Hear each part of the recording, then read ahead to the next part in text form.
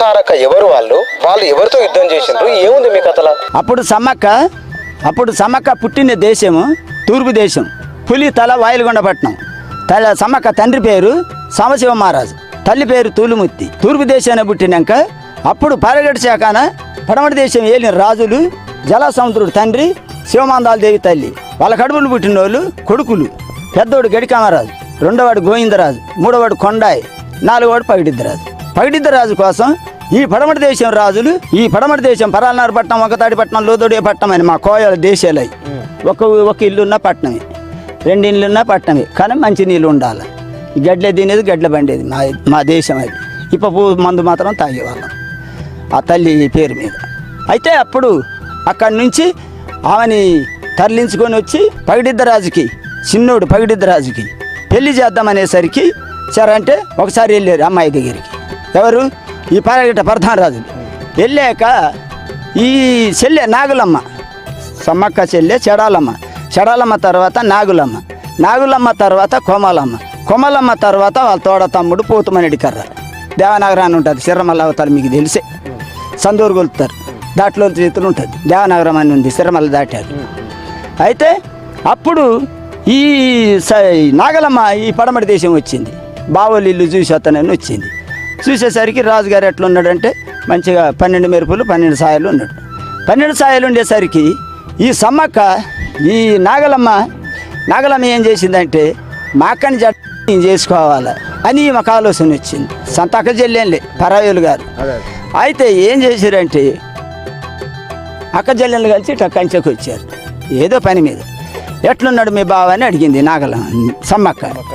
అడిగితే ఈ పునరాసగడ్డు ఉంది, ఎమదొండ పురుగులు, దోనిగుడ్లోడు, దప్పసేవులోడు, నీ ఇష్టమైతే చేసుకో, కష్టమైతే మానేయమన్నది. అబ్బా నాకు వద్దని అలాయి బులాయి పుచ్చుకున్నాక, అలాయి బులాయి అంటే ఇప్పటి వాళ్ళు పూల పనులు అంటారు, అప్పుడు మేము రేకెలు పెట్టేది అనేది. అయితే వద్దన్నది. వద్దంటే సరికి ఈ రాజులు ఆగుతారా? వాళ్ళు కాలి కొమ్మలు, కనక తప్పెట్లు, ఇలా చుట్టాలు, ఎన్నెల మడుగులు పట్టుకొని ఈ సనాది మేళాలు పట్టుకొని 7 సంవత్సరాలు దాటి పులితాల పట్టణం పోయేసరికి మంచం వేసి దుప్పడేసి పక్కడుండేది. ఊపిన లేవది, గిచ్చిన లేవది, పిలిచినారు రాజు. ఇక రాజుల మాట తప్పితే కుదరదు కదా. అప్పుడు బాణ పోతే గూనని ఇస్తా అని నాగలమ్మని పెళ్లి పడుచుని చేసి, అప్పుడు చిన్నదాని నాగలమ్మని పెళ్లి పడుచుని చేసి, అప్పుడు పెళ్ళి పడమటి దేశం పరాలనారపట్నం, వంకతాడిపట్నం, లోదోడియపట్నం, పిట్టపురడిపట్నం, కేర్చవెన్నెపట్నం, కేకెరవెన్నెపట్నం, శంకుధారణపట్నం అక్కడ పెళ్లి లేదు. పెళ్లి తీసేశారు. అక్కడ ఈ పారగట్ట ప్రధాన రాజులు తీసేసి మజ్జూరు కొత్త పెళ్లి పెట్టారు. పెళ్లి ఆకాశమంతా పందిర్లేసి, భూదేవంత అరుగులేసి మంచిగా కళ్యాణం నడపబోతారు. అప్పుడు మజ్జూరు కొత్త పెళ్ళిన కళ్యాణం అవుతుంటే ఈ సమ్మక్క రంభావతారం ఎత్తి పడమటి దేశం పరాలనారపట్నం పోయి చూస్తే పూర్వుల లేరు. లేకపోతే అర్రే పెళ్ళి ఎక్కడైతుందని ఆలోచించి చూస్తే ఆదిశక్తి అమ్మవారాయి. ఆలోచించి చూస్తే మజ్జూరు కొత్త పెళ్ళి అవుతుంది. రంభావతారాన్ని పోయి అక్కడ పంది కొమ్మున వాళ్ళు చూసింది. రాజుగారు మంచిగా ఉన్నాడు. అబ్బా మా చెల్లి నన్ను ఇంత మోసం చేసింది అని తలమరాల మీద పడదూకింది సమ్మక్క. పడదూకితే ఈ నాగలమ్మ ఏం చేసింది? కంకణం కట్టారుగా, కంకణాలు కట్టి పూలు తిరిగాలి. ఇంక అచ్చింతలు పోతున్నారు. పట్టి కొట్టింది. ఎవరిని? ఈ సమ్మక్కను కొట్టబోతే ఆ కంకణం పోయి పగిడిద్దరాజు కుడి కన్నుకు తలిగి కొద్దిగా కన్ను దెబ్బ తింది. రాజుగారే కానీ కన్ను దెబ్బ అయింది. దెబ్బ అయితే ఈ కొంతమంది దేవాళ్ళు పడతారు, మీరు వినే ఉంటారు. నా భర్త బిడ్డోడు బిడ్డ ఎక్కడున్నాడు, సొట్టకన్నోడు, నా భర్త నాకు కావాలి బిడ్డ, నా భర్త ఎక్కడున్నాడు అని దేవుడు పడుతుంటారు. ఇది ఒక భాగం. తర్వాత సమ్మక్కకి నిన్ను పగిడిద్దరాజు కళ్యాణం అయింది. నాగలమ్మని ఇద్దరిని సాత్తాను అన్నాడు పగిడిద్దరాజు. సత్తం మన దేశం వెళ్దామని ఈ పులితాలపట్నం వదిలిపెట్టి పరాలనారపట్నం, ఒకతాడిపట్నం, లోదోడియపట్నం, పిట్టపురడిపట్నం, కేర్చవెన్నెపట్నం, పరాలనారపట్నానికి చేరబోయాక అక్కడ వెళ్తా ఉన్నారు. కొన్ని రోజులకి తహసీల్ రకం కట్టాల్సి వచ్చింది. ఎవరికి? కఫం. ఏ రాజుకు?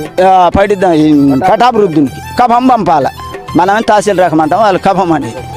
అయితే అప్పుడు ఈ కఫం పంపేటప్పుడు ఈ పగిడిద్దరాజు నుండి సమ్మక్క ఏమనుకున్నారంటే, ఈ వర్షాలు రావటాలు లేదు, పంటలు పండటాలు లేదు, ఈ దేశం మన సొంతం చేసుకుందాం, ఈ కోయలు బతకలేవు, రాకు వాళ్ళం, తేనెలు, తెట్టలు, గడ్డలు, ఆకులు అలాలు తిని బతుకుతున్నారు, మన సొంతం చేద్దాం అనుకొని వీళ్ళు భార్య భర్తలు ఆలోచిస్తే పటాభివృద్ధుడు బేగరోళ్ళని పంపారు. కలుగురాళ్ళ బూలు దాటారు, సోల్పు చింతలు దాటారు, ఇక్కడికి ఈ మేడారం వచ్చారు. కఫం పంపమన్నారు. మా రాజుగారు అన్నారు, కఫం పంపమంటే వర్షాలు రాలేదండి, ఇక ఇప్పుడు ఏడగడతాం కట్టలేకమని పగిడిద్దరాజు నిన్ను సమ్మక్క అన్నారు. అన్నాక బయలుదేరి మళ్ళీ వెళ్ళిపోయారు. వెళ్ళిపోయినాక మళ్ళీ పంపించారు.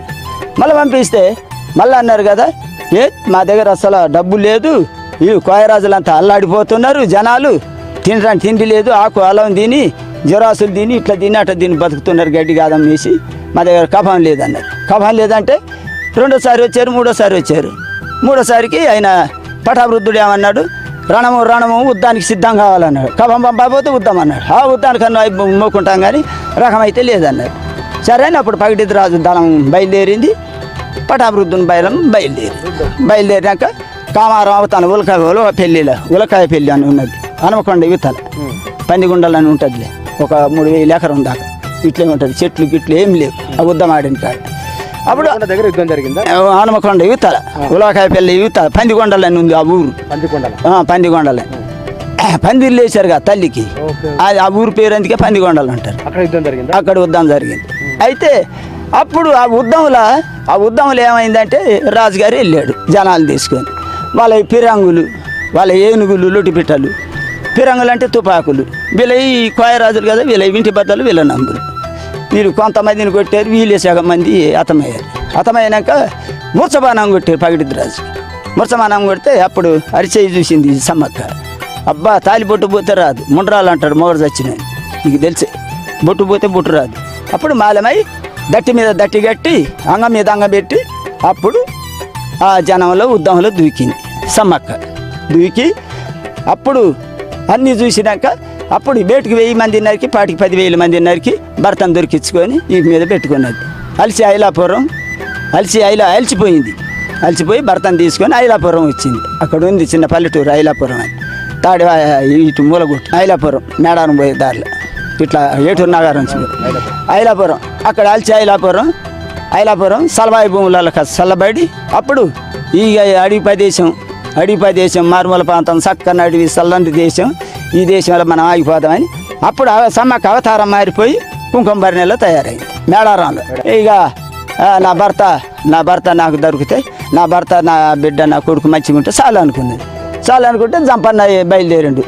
మా నాన్నని ఇట్లా కొట్టిండు కదా, వాడిని కొడతానంటే ఈ దొంగ మార్గం వచ్చి ఈ జంపన్నను కొడితే అదే సంపన్న వాగా అనేది పోయి జంపన్న వాగా అంటారు.